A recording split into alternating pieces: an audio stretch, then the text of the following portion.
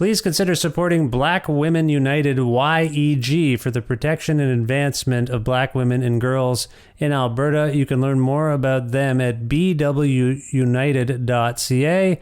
They are always looking for donations and volunteers. So please, again, support Black Women United YEG for the protection and advancement of Black women and girls in Alberta.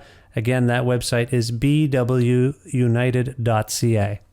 Hey, this is Nicole calling from Hamilton, and I needed to let everyone know that I really proudly support Vish and Creative Control. I have for many years, I will for many more, as long as he keeps delivering these amazing interview podcasts. When you hear one of Vish's interviews, you think he's known this guest for years, they're good friends, but the truth is he approaches every interview, whether it's sort of up-and-coming indie artists or established icons or like famous, intimidating comedians with a really deep, genuine curiosity, as though he's never met this person, and the same really warm candor, as though he's known them forever. I think it really lends to a great chat, no matter who he's talking to, and for that reason, I think you should throw Vish, $1 a month? He's got jokes. The jokes make it worth it. Support Creative Control on Patreon. To make your flexible monthly donation to Creative Control, please visit patreon.com/Creative Control today. I'm Vish's wife, and remember, when you name a dog Janet or Timothy, you are dragging humanity down just a little bit.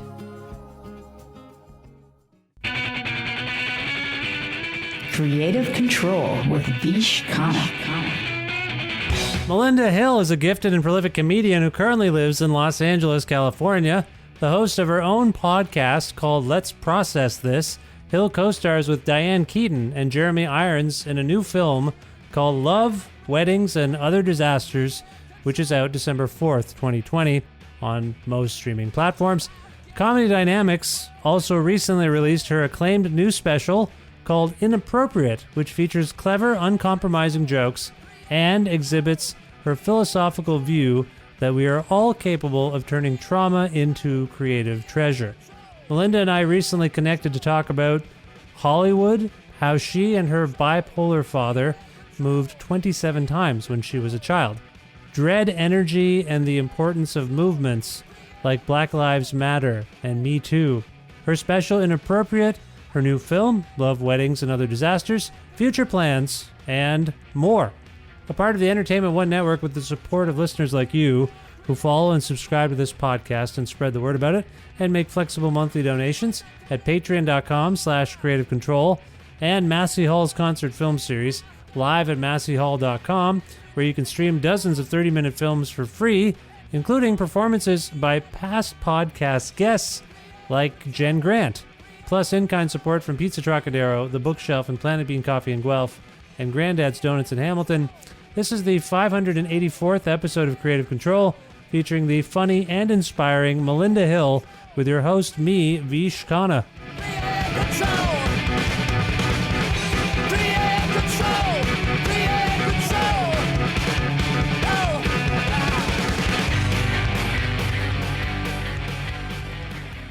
Hi, Melinda. How's it going?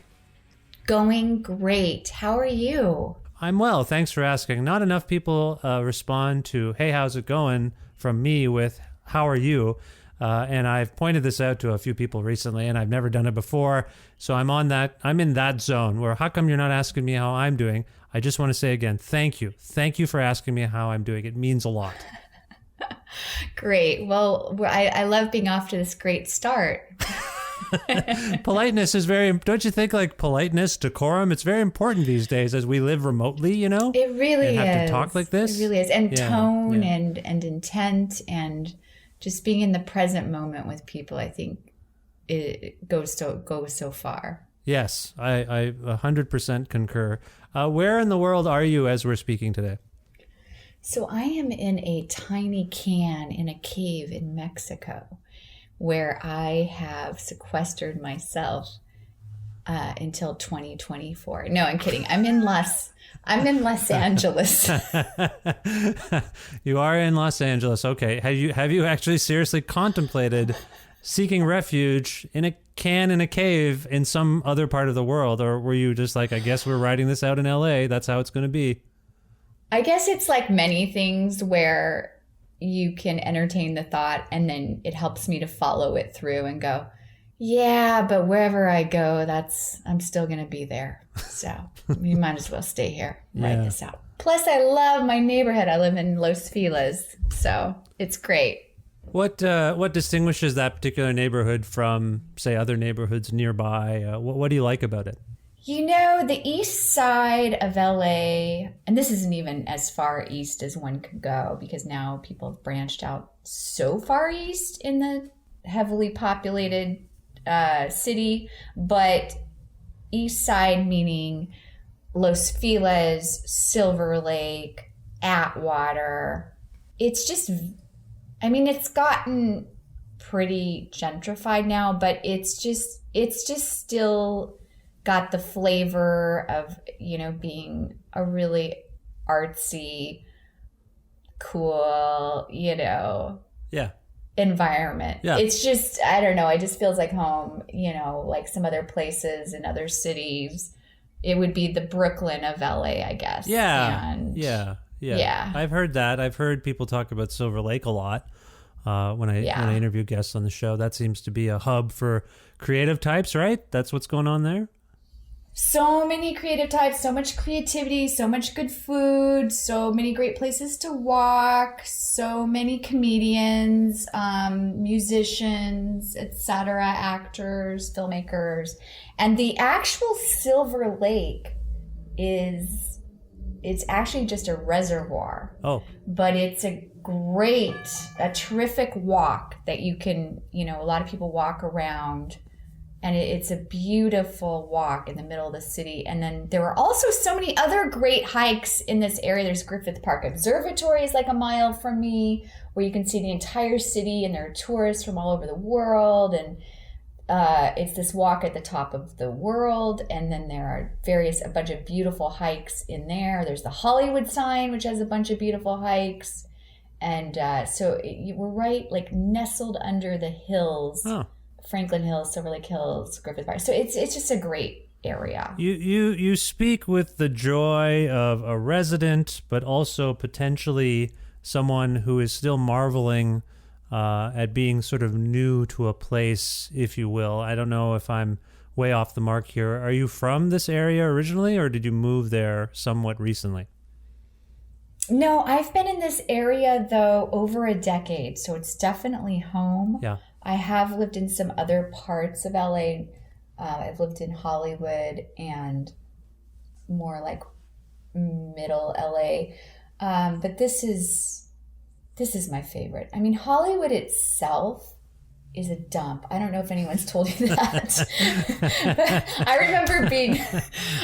remember being shocked and crushed the moment that somebody shared that with me, and wondering how much I should consider the source, if it was just the bitter, jaded screenwriter who told me that, or if it was the truth. But he told me that, I think it was like my first week in LA. I was living on my friend's couch for $200 a month. I moved onto her couch, and she lived with her boyfriend, this jaded screenwriter. And I said, how do I get to Hollywood Boulevard? I want to see the Walk of Fame, the stars on the sidewalk. He was like, this is an absolute dump. You do not want to see that. You know, all the crazy, all that's up there is crazy people. And I was destroyed, shattered. But yes, he was correct. It is, I mean, it's something to see, and certainly there are good things up there. You know, there are historical landmarks. There's the Pantages Theater. There's the Jimmy Kimmel Live show. There's things you got to see. Of course, you got to see the stars on the side. But it's such a hollow, sad energy, because I feel that it's haunted by the ghosts of people whose dreams didn't come true. Yeah, so for those of us who haven't been, is Hollywood a neighborhood per se, or is it like a strip? Is it like this, you said Hollywood Boulevard, is that Hollywood, or is it like a whole section of town, and it's, I presume, very touristy because, hey, it's Hollywood. We all have heard about Hollywood, and so as a tourist destination, that can make an area kind of cheesy and undesirable for locals. Can you, again, I'm not asking you for a geography lesson necessarily. This isn't the MapQuest segment of my podcast, but is Hollywood a neighborhood, or is it more of like a strip? So Hollywood is an area. It's bigger than a neighborhood. It includes several neighborhoods. Okay. But there is also North Hollywood, which is, as they say, over the hill in the valley. There is also West Hollywood, and that is its whole own vibe. Okay. That is predominantly LGBTQ is West Hollywood, although anyone can live there, but LGBTQ is, sort of, predominant, and it's West Hollywood is beautiful. They're beautiful. It's a beautiful area. North Hollywood they've got some cool stuff over there. It's got NoHo Arts District and what have you. I'm not as familiar with that area.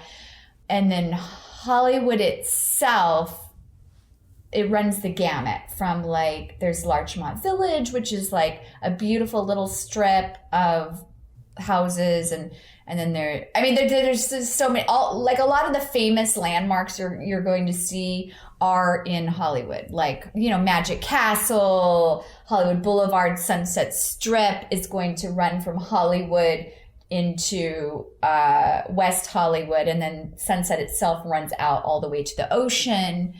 But Hollywood itself is more, although there are neighborhoods within it, it's not as neighborhoody. I guess I always think, and these are all just generalizations, by the way. Sure. Neighborhood is all the things, but I always think of the valley as that's when people get married and they go settle down in the valley. They get a nice house, and it's also on the other side of the hills. And I feel like Hollywood is where it's a young person's game. You're out there but pre-COVID, of course, going out every night. There's all the, clubs and the scene and the studios and stuff like that. So, but that said, all that stuff is everywhere in LA. Well, listen, that doesn't really tell you anything, does it? I felt like I was on a bus tour of Hollywood just now. This was great. I feel like I got all the sense of where things are, and I appreciate you engaging with this in such a, thorough manner, because it's one of my regrets, having traveled across your country many times. I just have never made it to California, which is a bit weird.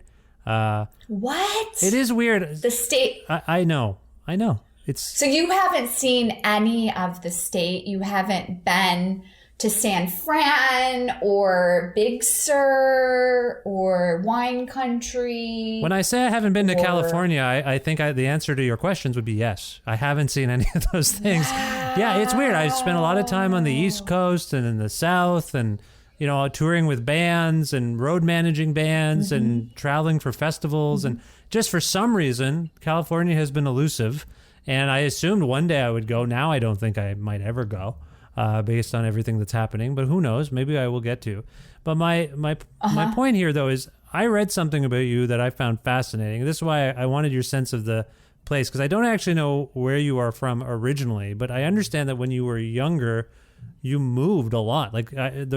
The figure I read was 27 times. Did you move 27 times as a child?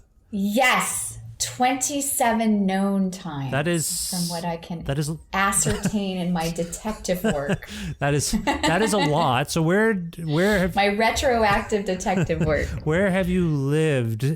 I mean, sorry, is that 27 times in the same state? Where are you from, Melinda? Please. Where are you? It's become an interrogation. Where are you from, and where would you consider places that, of the 27, what are some of the notable places you've lived? Oh, yeah. So we got to live all over Kansas, Oklahoma, Wyoming, and Colorado. And of those places, my favorite, I was in Wyoming a short time, but I do remember them having beautiful, large skies. I remember Lawrence, Kansas was really cool town that I lived in. And I love Lawrence. I love Lawrence. Yeah. I got to hang out there. There was a club there that also had really cool pizza. and I got to spend some time. Was it the bottleneck? Or yeah. I think. Is that right? I think so. I went in 2009, and my cousin from North Carolina was living there at the time. So I was road managing a band. We played the show, then we stayed with him, and I just remember all the pizzas were named after musicians and like pop culture figures, and it was great. And that sounds right. I think that's right. The bottleneck. Yeah, that's it. Lawrence is a great, cool town. Yeah, William S. Burroughs lived there. Yeah, and all the cool bands came through, and it was quite lovely. It wasn't in the part of Kansas that's flat, so it was kind of hilly, and the college was cool, and I lived in the arts dorm. So that was a great town. And I also really loved Colorado Springs, which is where I spent my formative years. And we also lived in a little town called Woodland Park, Colorado, which Colorado, it was so beautiful. It's so beautiful. I don't know if you've been there, but my high school was right by the Garden of the Gods, which is those beautiful rock formations that are red. Mm-hmm. And of course, I loved Red Rocks in Denver, and I saw my first concert there, The Cure. And, oh, wow. Yeah. So that was amazing to live there. And it really, gave me my love of nature. And that's probably why I love, hiking here in LA, going up to Griffith and stuff, and this part of town that's pretty hilly and artsy. So that I was in some deep art scenes in Colorado. I mean, there was like this place, Manitou Springs, that had, this pretty witchy and mystic, and there were people allegedly living without addresses, and it was just kind of that deep woods art scenes that I love so much. That's cool. So that's great. So yeah. But again, I will say, like, as a child who moved once, or twice, I guess, I can't even fathom what it must have been like to move 27 times. And it sounds like you lived but what you're saying, you lived in different states. So you'd make friends, I assume, and then you'd have to move on and try to make new friends again. That's all, I don't want to use the word trauma or traumatizing, but I imagine that's got to impact you on some level. Have you kind of processed what all that moving has done to you and your psyche and your ability to kind of settle? I'm happy to hear you've been where you've been living for 10 years. That's telling us something. That's good. But do you know what I'm getting at there? Like, was all that moving around, is it something you're still dealing with on some level? No, it was very unsettling, and I did eventually, sometimes you love it, sometimes you're happy to go, sometimes it's exciting, and other times you're just like, I don't want to leave my friends, but I don't want to be new, it's all the things. But I do feel that I have processed that trauma, and any lingering childhood trauma I have processed it all, as far as I know, and I am on the other side of it. And I also have the advantage of knowing that of seeing it as a benefit, actually a huge benefit, because it helped me become who I am today. And as a person who is a comedian, who I'm an actress, I go and join these sets, I join a movie set for a month. I go do a TV show for a month, and then I have to leave everyone. Yeah. I feel like my specific childhood really set me up to be able to be adaptable in the career that I ultimately landed in. And so I'm really grateful, because I feel like if we just stayed in one place, I don't know that I would have gone into comedy. If I just, got along well with the neighbor guy and then ended up marrying him, you know what I mean? Just stayed in that town. I don't think I would have had a career in comedy. And, comedy is all about, meeting new people, flying into a town, doing a show, leaving, so I don't know. I feel like I'm really grateful for the skill set and the adaptability that it gave me. Yeah, I can see where you're coming from with that. That makes a lot of sense. I don't know how much you want to get into it, but you must know why you moved 27 times, but can you elaborate upon that? Like, that's a lot of times to be moving around. Why would you have had to move around that much? Yeah, my dad is bipolar. He was unmedicated bipolar at the time, and he loved to move on a manic high. And we moved a lot because of that reason, and that combined with job transfers. So, yeah.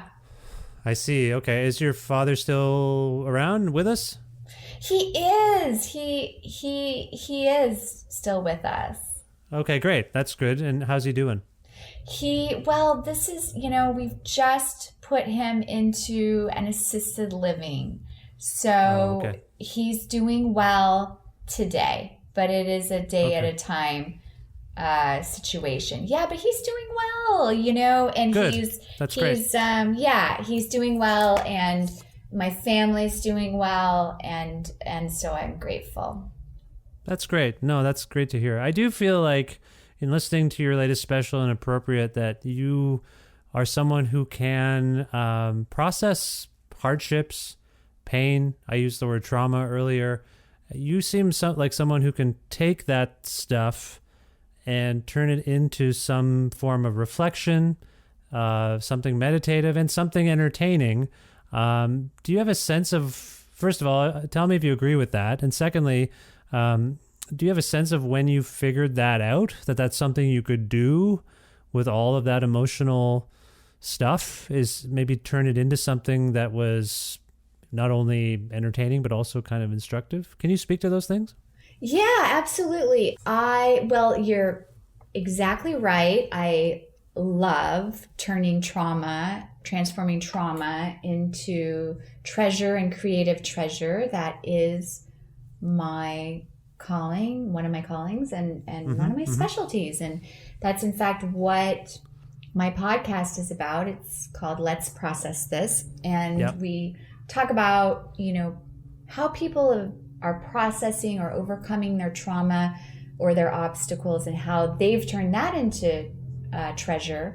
And I'm specifically interested in how that informs the creative process, because, I'm really interested in doing comedy that's healing. I'm really interested in doing work that is transformative, uplifting, inspiring, empowering, and helping people to know that we are not defined, by what happened to us. We are defined by what we do with what happens to us. And, and the reason is some people might feel like I did for a long time, which is like, oh, I was born into these circumstances, so it's always going to be like this. And I'm going, it took me so long to even see that I had anxiety and dread energy happening, and to identify where it came from and to heal. I guess I just want people to know, hey man, whatever you've been through, you're not defined by that, period. And you get to heal. It's never too late to heal. It's never too late to empower yourself with tools to live a happy life, to find solution, to find calm amidst the chaos, and to be able to live your best life, basically. And I started to just see turning my own stand-up, I guess, I wasn't, I've always been acting. I've always been, getting acting jobs and stuff like that, studying comedy and writing and everything like that. But then when I started creating my own work, using all those skills to create my own original web series, I created Romantic Encounters, which was acquired all over the world, and it won, several awards and so forth. And then creating, my own comedy special, Inappropriate, that's out now, and creating subsequent web series with Maria Bamford and etc. I just saw that I was specifically turning my own trauma into creative treasure, meaning once you've performed that alchemy of taking, something that was challenging or traumatic or difficult for you and turned it into something, a piece of art, a piece of work, whatever, writing a book, writing a script, writing a stand-up set. Now you're giving it to the world, and the world is benefiting, learning, healing from it. They're feeling less alone with their own trauma.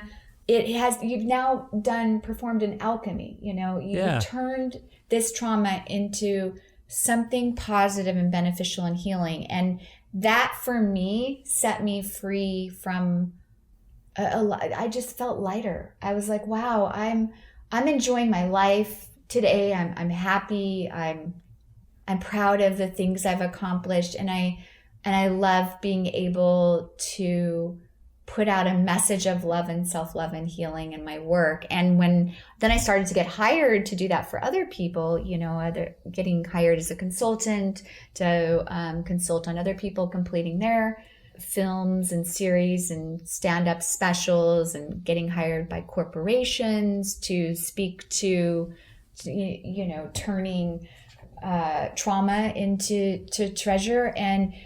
And so I just saw kind of, it found me, it found me that I was able to do it for myself. And then I was able to see that a lot of other people could benefit from this, I guess, superpower of just being able to see, like, if someone comes to you and tells you their kind of life story, just being able to see like, oh yeah, I could help you with structure. Here's how we tell the story with the most impact, and here's where the healing is. And but it took a while to learn that. That's a very long answer. No, it was a good answer, and it got me floating around to different things. I was, as you mentioned, trauma, or rather, you mentioned anxiety, and what did you call it? Dread energy. Dread energy. I had not contemplated, I've not heard that phrase before, but I went through this myself. My mom got sick a couple of years ago with breast cancer, and I always, whenever I talk about this, I say, she's okay now. Although I had a conversation with her today that I found a bit disturbing. Just, it was really random and strange. No, she's fine, but she's said, my parents are getting older. And my point here is she got sick and it changed my whole life. And I started to feel, I started to finally recognize my own anxiety. And I never really contemplated before. I had to go to therapy and figure it out and deal with all the, coping mechanisms and exercises that you kind of have to do. And I just had never done that before. And so when you were talking about that, and then as you were going on, you kind of said the moment kind of found, or this stuff kind of found you. And I feel like when I started to talk about my own experiences in processing what my mother was going through and what our whole family was going through, I kind of became more aware of how much open dialogue there is now about such things, about mortality and anxiety. And, how often are we on social media and someone begins a post with TW, trigger warning, or just feeling outspoken enough to just talk about whatever is going on. And it seems to me that with your special now, and as you've ascended in the world of comedy, your form of taking, I believe you used the phrase, turning trauma into creative treasure, that seems to be dovetailing with an openness generally from people around the world to not only talk about their own issues, but to actually accept that other people have issues and to listen. And so anyway, this is now a long response to your long answer, and I apologize if I'm rambling, but no apology needed. Yeah, it's just that's what I was thinking about as you were speaking. You recognize that. I guess what I'm wondering about from your perspective is, what do you think is going on that we are in this more open place, an outspoken place where the Me Too movement can happen, Black Lives Matter can happen, and people are not as afraid to confront monsters and speak out, Do you have a sense of what has gone on to precipitate this moment we're in, where you can be appreciated for what you're doing by addressing trauma in your work and speaking out against horrible comedians and horrible people? Do you have any perspective on why we're here at this point right now? Yeah, I think that we are, there's that saying, we are only as sick as our secrets. Mm-hmm. That's interesting. And yeah, so when there are a lot of secrets going back generations, because when we look at a predator, a sexual predator, or we look at this type of trauma, this is not typically an isolated incident. I think there's a tendency to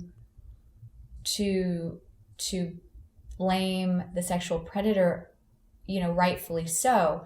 But there was probably generations of familial trauma dating back, held in secrecy, and people getting really good at keeping secrets because they had to, right? And so when what's happening with all these beautiful movements that we're seeing, the Me Too movement, the beautiful movement, the Black Lives Matter movement, beautiful movement, and all of the rest of the stuff that's happening now is, what happened is it escalated to a point that people couldn't keep these secrets anymore because it was so painful, and it burst. And it's like they say in recovery, you have to hit a bottom before you stop. You can't make someone stop their addiction. They have to hit their own bottom before everything, they have to kind of lose everything in many cases before there is a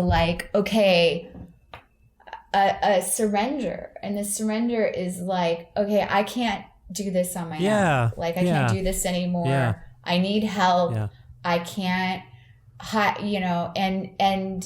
and that I feel is where we're at societally, is we've hit this wall, and people can't contain the sickness anymore. They can't hide it for other people. They can't hide their own pain and trauma that's happening. And it's coming up for healing. And it's so beautiful, because what happens in a recovery is after someone hits their bottom, hopefully then the healing begins only after a total surrender of and an acknowledgement of, we cannot go on in this manner. We cannot continue in this manner. Yeah. Yeah. And I wonder if there's a corollary with what you're saying and the way people have felt empowered by others coming forward. There's a lot of that going on. Enough people start to speak out that other people say, that also happened to me. That was my experience. I want to join in this conversation, because I've never had to enter any kind of group therapy or outpatient program or what have you, Alcoholics Anonymous, nothing like that. But I think it's telling that, as you say, in the trajectory of someone hitting rock bottom, getting treatment, what we see often depicted in pop culture is that someone enters some kind of group dynamic where there's a roundtable discussion with fellow sufferers, addicts, alcoholics, whatever you are. You end up talking with each other because you can commiserate and relate to each other. And I wonder if social media and these movements we've been talking about have kind of done the same thing. We are a group of people who have suffered the same kinds of trauma, and now we're going to galvanize so that we can address it together, but also share our experiences with other people. Am I way off base with this? I feel like there's something there. Absolutely. When one person has the extreme courage to come forth and speak the truth, because by the way, the truth is the most powerful thing we have. So it's one person gets that courage up to speak the truth. That's profound, because especially when you think of these things being done that have they're not just the things being done, they've been hidden by generations of people becoming good hiders, right? And there's like shame and blame and repercussions and career fear and stuff like that. And everyone's trying to do the same thing, right? Keep their jobs, put food on their tables, feed their families, be respected by their peers. So when one person has the courage to be authentic, to speak the truth, and suddenly everyone's like, oh my God, that happened to me. I feel like it's so powerful because, a lot of times with trauma, people, they check out, they dissociate, they leave their bodies. They don't remember what happened maybe until, years, decades later, if ever. And that's why you see like a lot of late reporting of things. They check out in other ways with drugs and alcohol, with workaholism, whatever. And so they almost like are hiding it from themselves, right? And because it was such a painful thing. And then when you see people coming out and talking about it, it's like you're going to see a lot of other people, like the memories awakening within them, the secrets that suddenly some shame is alleviated just by talking about it. We're kind of, as you say, processing it together. And that's what we do in therapy and in support groups, is process these things together. And in processing them and grieving them in the moment, they're leaving our bodies.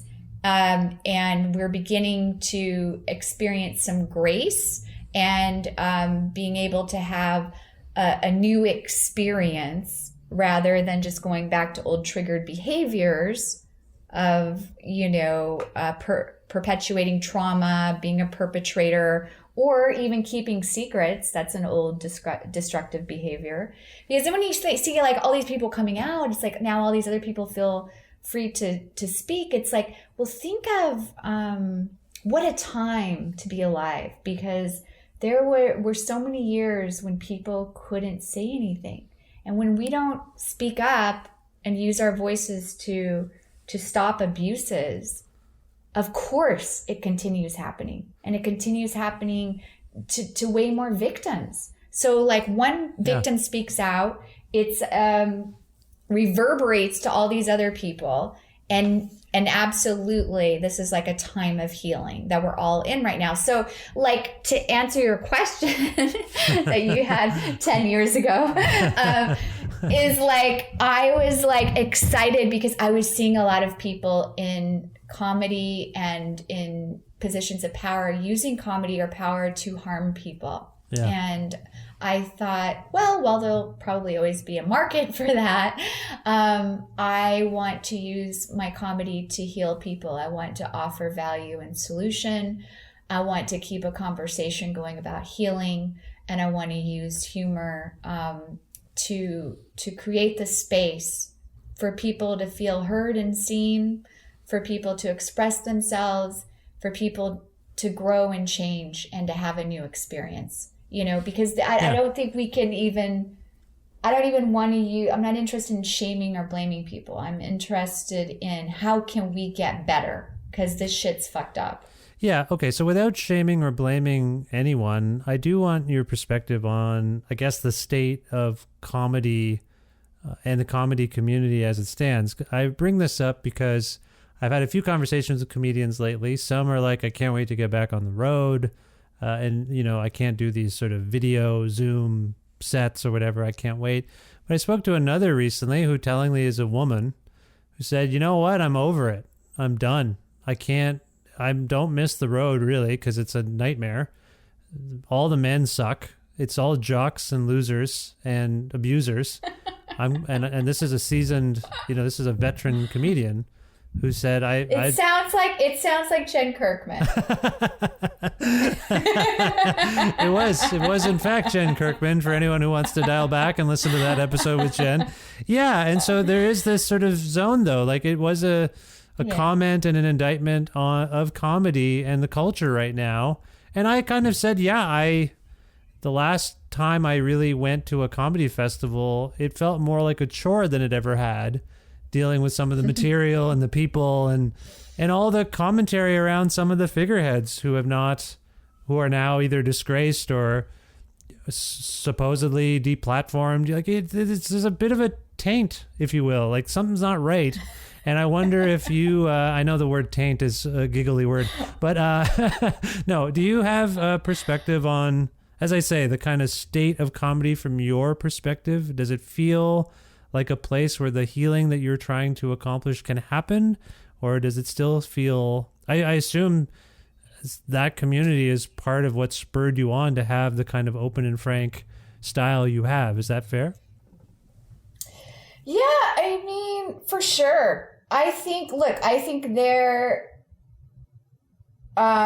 is something for everyone in comedy. I wouldn't be able to, I can't change the world. I'm aware of that. But what I can offer is, I can offer something. I want to continue the conversation about healing and solution. And that's what I'm doing, and that's what I'm doing with my special. That's what I'm doing with my podcast, and that's what I'm doing with my own stuff, my book I'm writing, and what I'm using my platform for. So the people who are interested in that for sure are excited about the work I'm doing. They're for sure responding, tremendous response, super grateful for everyone who's written me and called me to express these things. But I'm not trying to change that world. I'm trying to create the world I want to see, and that's what I'm using with my platform to do. That's fair, and I don't mean to ascribe too much greatness and power to you, Melinda, and that you are going to change everything with your work. But as I'm listening and engaging with your special Inappropriate, as a comedy fan, I kind of think about things maybe a little differently than maybe some others do. I kind of think of the process involved in you getting to that special. And as I'm listening to the reaction from the audience to some of your material, there is support, joy, gasping, surprise, shock that you're saying some of the things you're saying. And so I wondered about, and in my head, getting back to what I was talking about process, I know comedians tend to work a lot on their material before they get to a recording phase. And you say the response to your work has been tremendous, and that's great. Have you encountered audiences who aren't with what you're saying, who don't get it or are not finding it something to laugh at because it goes into some very serious places? Can you speak to that? Has the reception to Inappropriate and your material ever surprised you? Like people really get this, or people really didn't get it? I don't understand. Have you had those moments? I have not heard of anyone not getting it. Okay. But I also don't Google comments, so I don't know. I don't know. You haven't gone to your Yelp reviews? Is that what you're saying?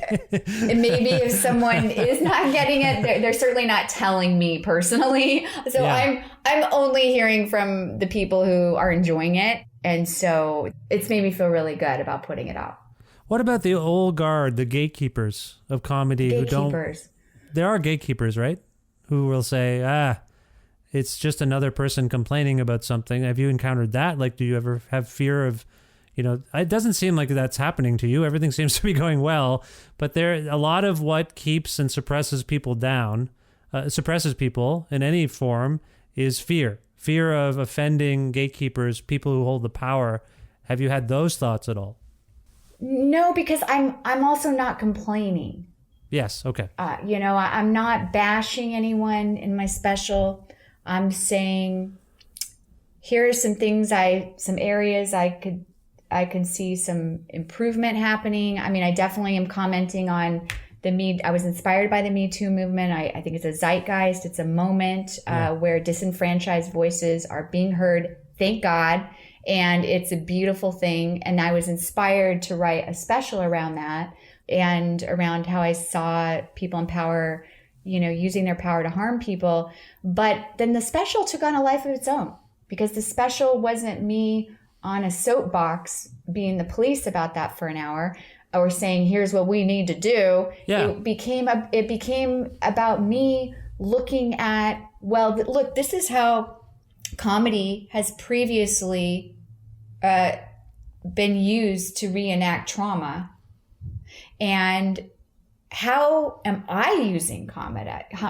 How have I been reenacting trauma in my own life? What kind of solutions have I employed? Where am I healing? And it really caused me to do a deep introspective dive on myself, and to be like, wow, here's all this comedy I was doing, sort of perpetuating my own trauma around, love avoidance and all the things that I had from not wanting intimacy issues from moving around so much as a kid, to like me healing that specific trauma in myself became what the special was about. And so the whole special as a whole is about healing trauma. And the big message of the special is like, we are not defined by what happened to us. We are defined by what we do with what happens to us. And how can we use our platforms collectively to get better collectively? So it's not me ever standing there complaining, bashing, saying, these people suck and I'm better than anyone. It's saying, we have work to do. Yeah. How can we do that? And I'm doing my part with this special. So in that sense, I have to say, I love the Brene Brown quote, and I don't know exactly, so I'm paraphrasing, but it's something to the effect of, she's only interested in people who have already mastered the thing that she's doing. She's interested in those people's feedback. And likewise, I'm interested in the people who are keeping a conversation going about healing. I'm interested in what their feedback is for me. And the rest of it, it's like, I don't need everyone to like me. I need to I need to like me. I need to like my material, and I need to believe in my own message. And I'm using this time to heal myself from perfectionism and people pleasing and being in the prison of what other people think of me. Because I don't think you can really create and judge at the same time. I'm not interested in judging other people's stuff, and I'm not interested in judging mine. I'm interested in creating and putting out a message of love and self-love. And love and self-love don't have anything to do with, what do you think of me? Am I okay? It has everything to do with, I find my own inner validation, my own center, and I'm able to look in the mirror each day and be proud of what I'm doing and what I'm offering. It's really heartening to hear that, and it comes through in your work, if I might say. Like that spirit is there. It's evident to me. I invoked gatekeepers. Thank you. And you're welcome. I invoked gatekeepers earlier, and you talked just now about how everything that you're talking about in terms of not coming up with solutions, but how do we take what's going on in terms of trauma and turn it into something positive? I just want to home in a little bit on what's going on with your country right now, if I may, and figure out if you think that what you're describing there is applicable to what your whole country is going through, because the president, who won't leave as we're speaking, hasn't conceded yet, is an abuser. He is a truther. He is a denier as well. It's very confusing. He's just a complete mishmash of all sorts of narcissistic personality types, and it's very disturbing. But he is also an avatar of a certain behavior that has been platformed, that has been legitimized by him being in the White House. And I feel as soon as he was elected, I was like, this is going to take just decades to unravel and undo. Do you think what you were describing just now in terms of things that we can apply to becoming better people is something that the country as a whole could possibly engage in? Or when you see what's going on, does that deflate you a little bit as a hopeful person? Can you speak to that? Yeah, I mean, of course, it is very disturbing, and we're dealing with someone who is suffering from narcissism and deep dementia, in my opinion. Fronto-lobal. Do you follow Tom Joseph? I asked Jen Kirkman this myself to call back to that episode. Do you know this guy on Twitter, Tom Joseph, at all? No. Oh, you should follow him. He was on the fronto-lobal dementia thing about 2 years ago, and I've been following him ever since. He's just been cataloging your current president's. It's hard to say it's sad because so many of us are like, good, but it is sad. Like, he's just been tracking his decline cognitively and physically, and it's all always on point. His name's Tom Joseph. Anyone listening, I recommend you check out and follow Tom because he makes some broad generalizations sometimes, but he also has been really on point in tracking him. Anyway, sorry. Yes, I agree. He's got dementia. He's sick. I didn't mean to interject. Please continue. That's okay. Yeah, no, he definitely is a sick person. He's suffering, and that it does help me to see people of that ilk as sick and suffering. It is an embarrassment, I feel. But, I also have a lot of experience growing up in mental illness with my father's mental illness. And some of my best friends suffer from bipolar and other mental illnesses. And so, and they're doing well. But, it does give me great compassion. And that whole thing can be such a time and energy suck. And what are you supposed to do? Live in terror every day? I don't know. I did that the first part of my life. Today, I'm interested in living in faith. I'm interested in living in solution. I do believe what we focus on grows. And the more people are throwing logs on that fire, there are people way more qualified than I to speak to these specific issues who are doing a great job of that. Many of my friends and fellow comedians. Mm-hmm.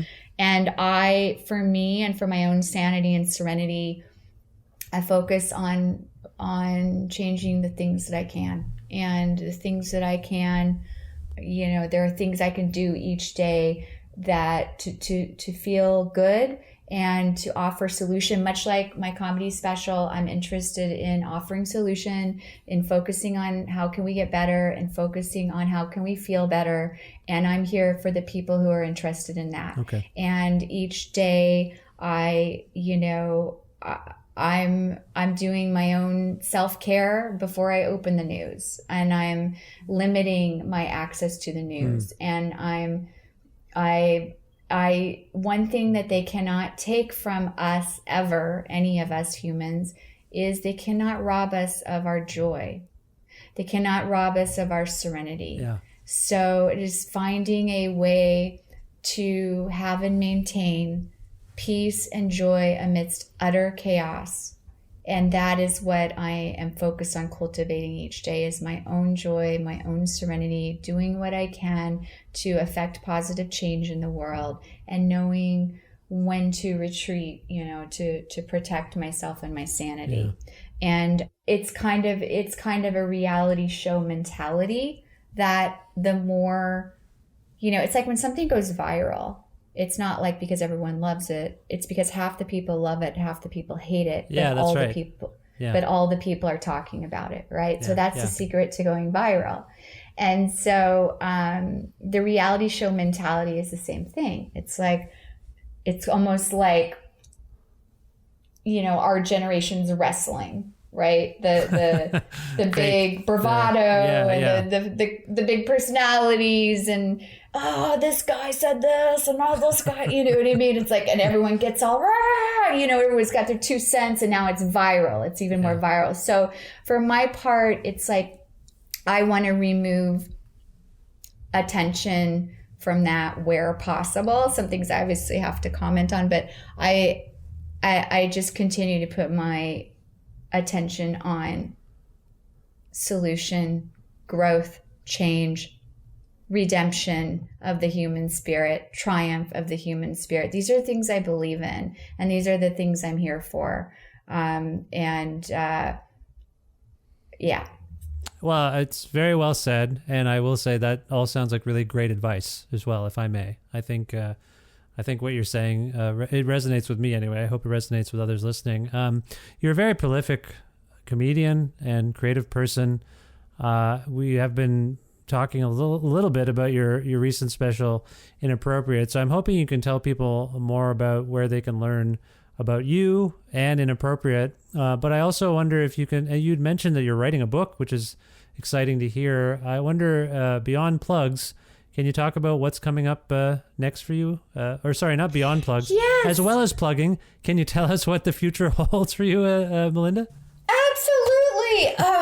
Oh, and I also wanted to say, I forgot to mention, it is important to understand others. You know, Yeah. We can get so segregated, especially when you watch the social, what is that movie? Social Experiment? The Social Dilemma, I think, is the new one that's out now. Social Dilemma. Yeah. You see, like, it's designed to divide people. Yeah. So I implore, Isn't everything myself- designed? Don't you think everything's designed to religion, everything is. borders, countries? All I feel of it. that's why I All don't of like. it. People are like, "Hey, you must be a big Toronto Raptors fan." I'm like, I like basketball. The rest is just laundry. It's just different. They get traded away. I gave up when they traded Wayne Gretzky when I was 12 years old. I was like, they traded Wayne Gretzky. He just won 4 Stanley Cups. Hopes and dreams dashed for loyalty and and sort of like, oh, that's my team. That's the only place I can be. No, you have to be kind of open. People move around. People do different things. We're all people. I think most things that segregate us are designed to divide us and fight, make us fight with each other about our religions, about our skin color, about our genders. Yeah. I hate it. Yeah. I hate it all. And so To I don't turn live us into a reality show. Exactly. I don't live my life that way, and I try to impart that to my children and anyone who'll listen to me. So thank you for giving me space on my own podcast to rant for 45 seconds about that. Thank you, Melinda. I appreciate it. No one ever gives me the space. Yeah. Of course. Well, I think that's, in general, let's continue to give people space, all of us, to be ourselves, because it's like when we get into, I'm right, they're wrong, they all suck, they're stupid. I mean, believe me, I fall into it myself, but it's like, all of these people can't be terrible people just because, they believe this one thing. So it's like, how can we find a common humanity? How can we communicate and not dismiss everyone? Because it is divide and conquer. Yeah. That's dangerous. Yeah. So I don't know. I try to see people in their wellness. Yeah. And I also try to understand their point of view, and then when that doesn't work, I just go into, okay, agree to disagree. Well, I mean, but blessings to you. That doesn't make me right, you wrong. It's just agree to disagree. Well, here. I think when observational comedy is done particularly well, it highlights differences that prove we're all the same. Do you know what I mean? Yeah, exactly. And I don't know. I'm more interested in, I don't want to fight with people. I'm more interested in fighting for unity and wellness. Yes, I agree. So sorry, I was trying to get you to promote yourself and also tell us what's coming up next. So let's go reverse order. I don't know why I mangled this. I do this every time I do one of these episodes, and I screwed this one up. What's coming up next for you, Melinda?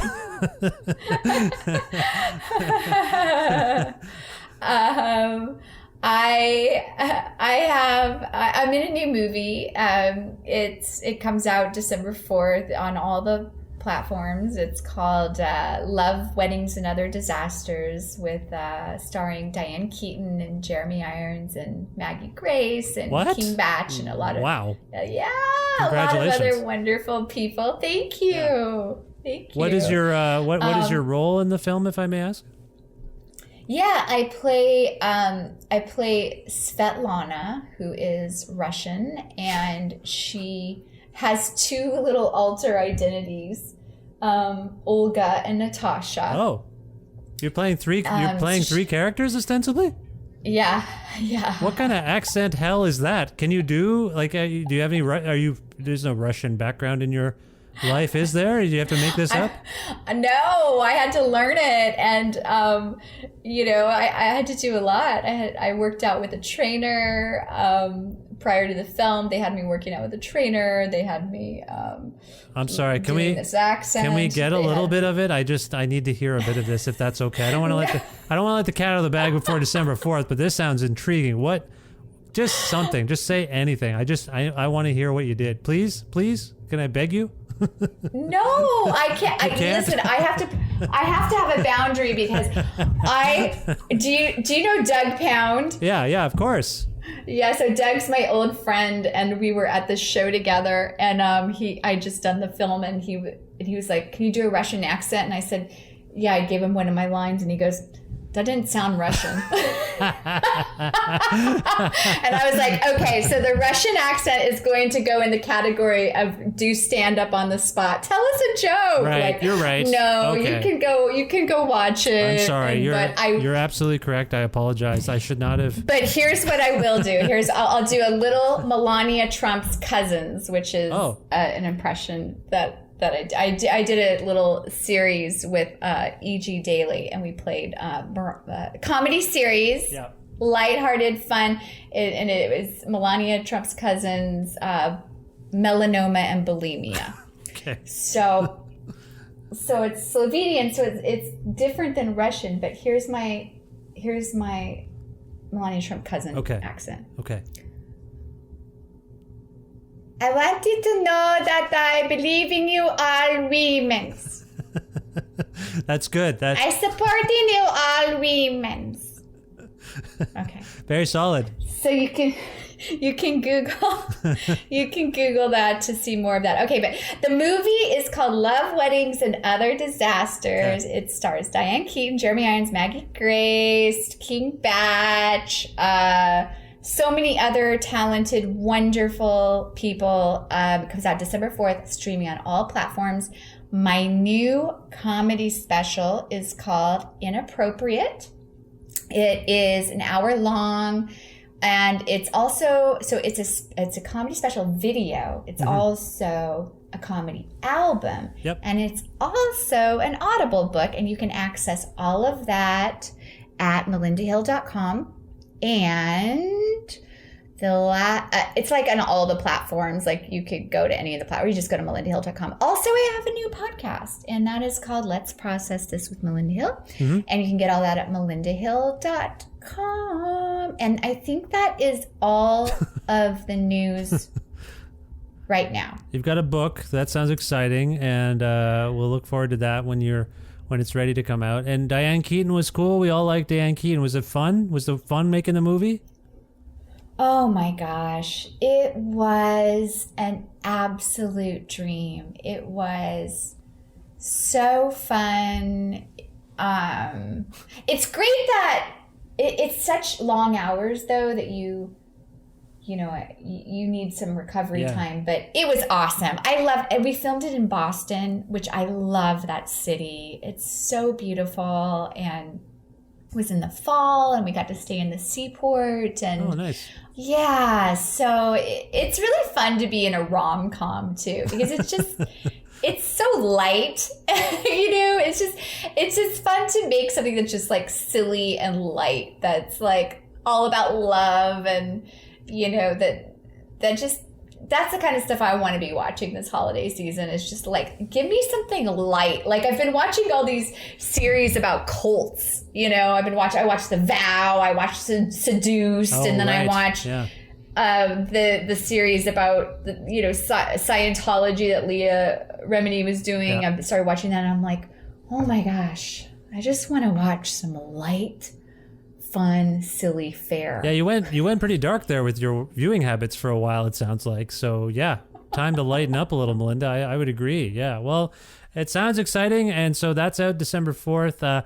Normally when I wrap up a bit like this, or an interview rather like this, Melinda, depending on my guest, if they're a musician, I ask if we can go out on a song. If they're a comedian, I might ask if we can go out on a bit from a recent release. As you have a special out, I'm curious, can we go out on a piece from Inappropriate? And if so, if it's appropriate to do so, I guess I should say, can you choose one for us and maybe tell us why it came to mind? Oh my gosh, you know what I would love? I would love to flip it on you. Oh no. And ask you what bit stood out to you the most in the special, that what was the big takeaway for you from the special, or what spoke to you about it, or was there a particular bit that you would want to reenact for us? Well, okay. This is like my version of being a singer and holding the microphone to the audience. I feel like you've put me on your podcast all of a sudden. You've turned the tables, and now I have to guess. So I had made a reference to the fact that I thought there were moments where the crowd was sort of taken aback, and there's a whole sequence near the top of the special where it's called, the pieces are called Me Too Stool, Me Too Sun Yi, and Me Too Soon. And I hesitate to, be rude and ask if we might be able to play all three of those, since they seem to have some connection. Would that be wrong, or would you prefer any one of those as an entry point into your work? What do you think?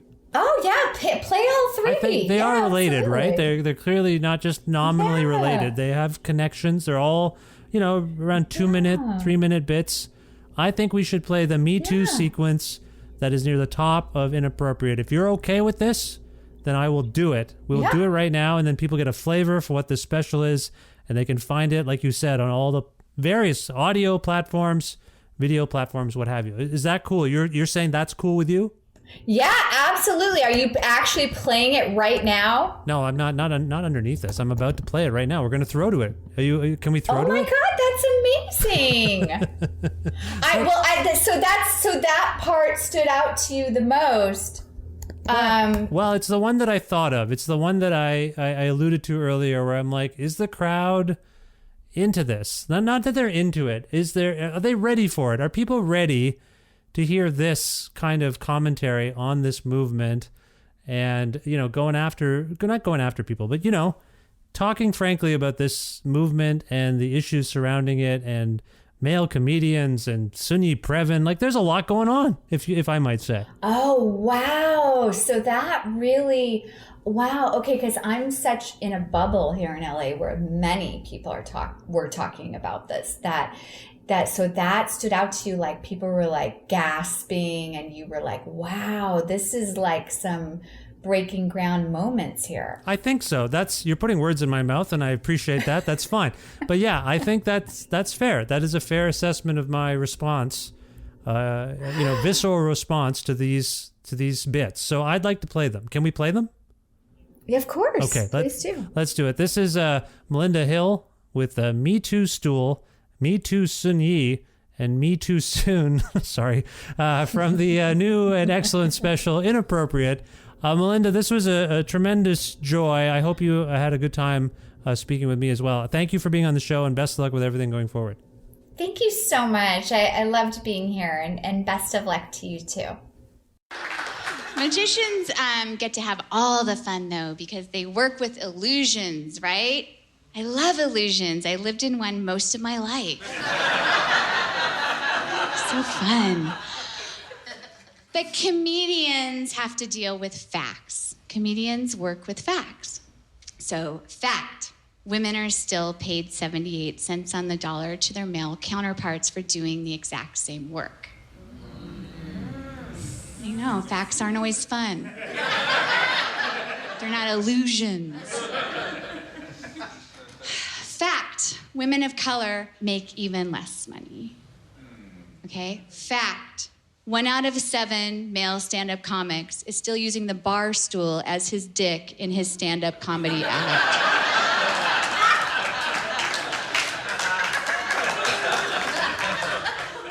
Fact, LGBT rights are being threatened daily. Our reproductive rights are being threatened daily. Our civil liberties are being threatened daily. Fact. When I see a male stand-up comic using the bar stool as his dick, all I see is trauma. I just see, I have trauma. I'm recreating my trauma. I can't stop. And I need help, and I don't know how to say that. When they're humping it, you know. And Medi-Cal doesn't cover EMDR. The closest I've come to this kind of trauma is just when I was 21 years old, and my dad was not there for me emotionally or financially. Thank you. And so I let a 51-year-old man pay my SAG card initiation fees and take me on a shopping spree to the Glendale Galleria. But I don't know how to act that out with a stool.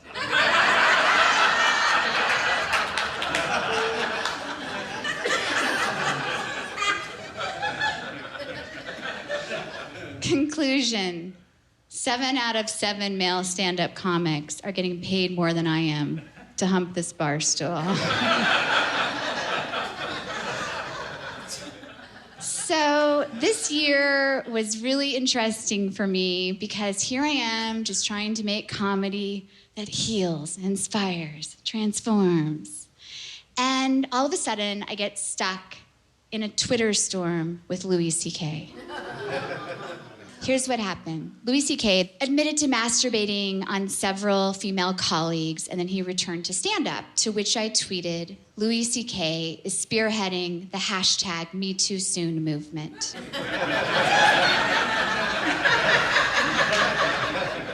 I tweeted it at midnight, and by the time I woke up in the morning, it was viral.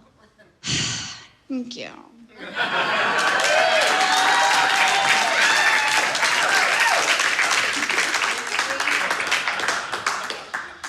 But that's not how tweets normally go for me. I'll tell you how tweets normally go. So a little while after that, Soon-Yi Previn wrote an article about how Woody Allen's not such a bad guy, right? Soon-Yi Previn, of course, is Woody Allen's wife/daughter.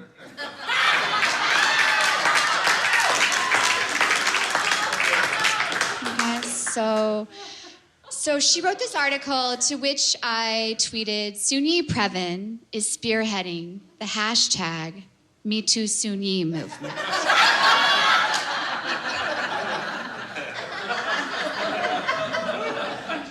I thought it was funny too. I got crickets on Twitter. Because I was just reading that article, you know, and I was like, Soon-Yi, you were raised better than that. By your husband.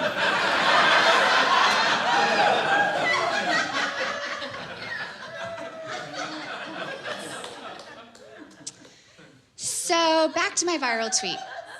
So all these people want to interview me. I called my comedian friends and asked for advice. So I called Maria Bamford, and she was like, oh gosh, I don't know. I mean, if you want to talk about it, you can talk about it. If you don't want to, you don't have to.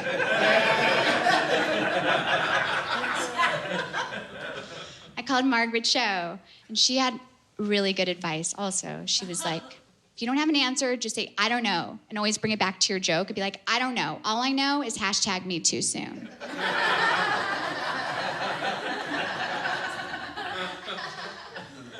So TMZ called me, and they're like, Louis C.K. returned to stand-up in the middle of the night. What are your thoughts on that? And I was like, I just think that the unannounced nature of his appearance was kind of sneaky and surprising, much like sexual assault.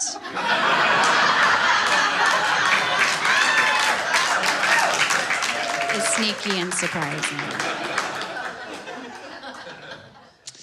And then I was interviewed on NPR by Elsa Chang, who has the most professional voice in media. Hashtag #MeTooSoon. What did you mean by that? I just meant I think people are craving a bit more of an amends before he returns to the spotlight. And what would that amends look like to you? I mean, I don't know. It's not really for me to say. All I know is hashtag #MeTooSoon.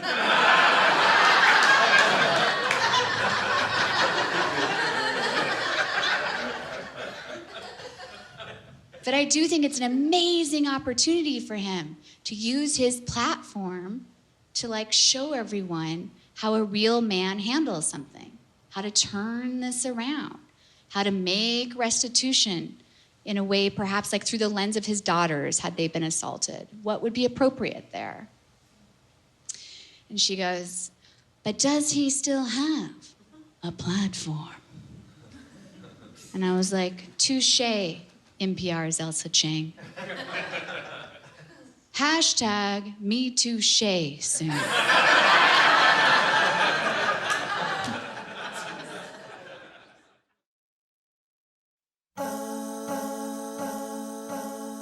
Lovely to speak with Melinda Hill on this, the 584th episode of Creative Control, which is part of the Entertainment One podcast network and is available wherever it is you get your podcasts, on Apple, Google, Spotify, if that's still around by the time you're listening to this. I have a feeling it might not be somehow. People are angry at Spotify, but my show is on there somehow. And do you listen to the show on Spotify? I don't know who listens to the show on Spotify. I assume people listen to podcasts on Spotify. It seems to be getting popular. Anyway, the show is there.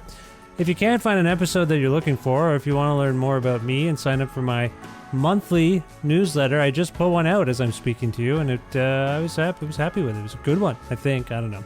Anyway, if you want a newsletter, learn about me, old episodes, everything's at my website, vishkhanna.com. You can also like Creative Control on Facebook.